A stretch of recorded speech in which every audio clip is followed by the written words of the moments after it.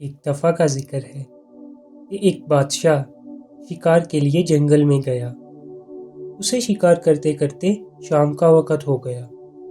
جب بادشاہ کو احساس ہوا تو اس نے واپسی کا ارادہ کیا، لیکن واپسی کے دوران اندھیرا ہونے کی وجہ سے وہ اپنا راستہ تلاش کرنے سے قاصر تھا۔ اس نے راستہ تلاش کرنے کی بہت کوشش کی لیکن ناکام رہا، اور آخر کار اسے جنگل میں ایک چھوٹی سی جھونپڑی نظر آئی۔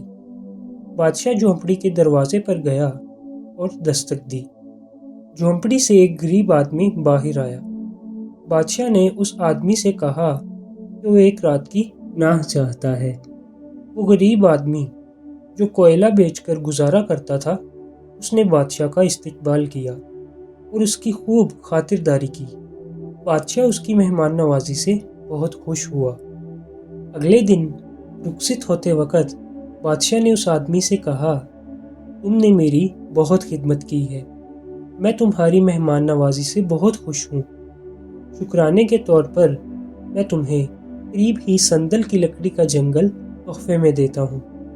غریب آدمی نے بادشاہ کا شکریہ ادا کیا، لیکن بدقسمتی سے اسے سندل کی لکڑی کی قیمت کا علم نہیں تھا۔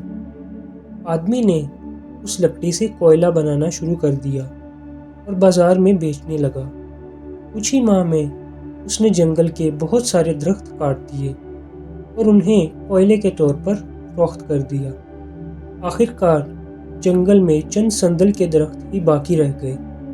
ایک دن بہت زیادہ بارش ہوئی۔ اب آدمی اس گیلی لکڑی سے کوئلہ نہیں بنا سکتا تھا، چنانچہ اس نے چند شاخیں کاٹیں اور بازار لے گیا۔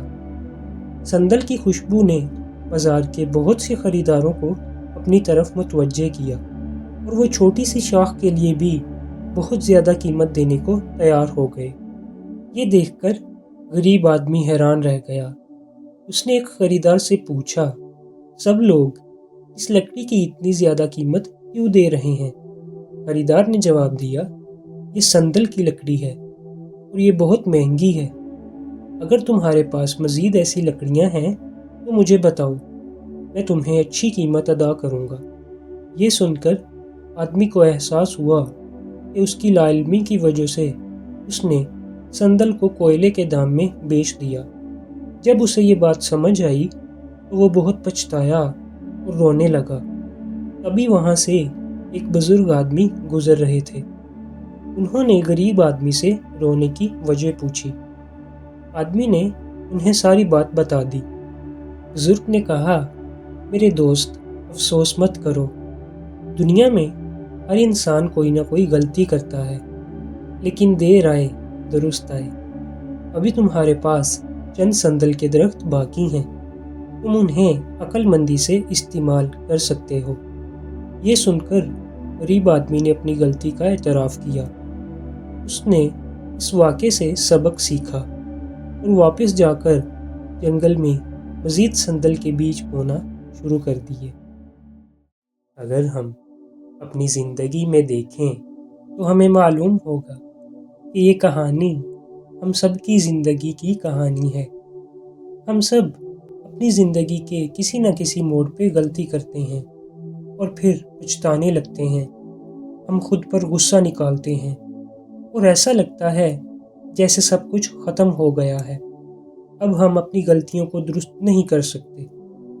لیکن ہمیشہ یہ یاد رکھیں کہ زندگی میں آگے بڑھنے کا امکان کبھی ختم نہیں ہوتا۔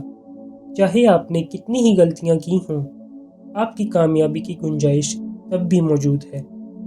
آپ ان غلطیوں سے سبق لیں اور انہیں دوبارہ نہ دہرائیں، کیونکہ ہم اپنی ناکامیوں سے سیکھتے ہیں۔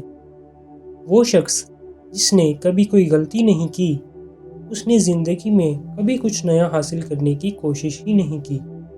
لہٰذا ہمیشہ یاد رکھیں، زندگی کا سب سے بڑا سبق عام طور پر سنگین غلطیوں سے ہی حاصل ہوتا ہے۔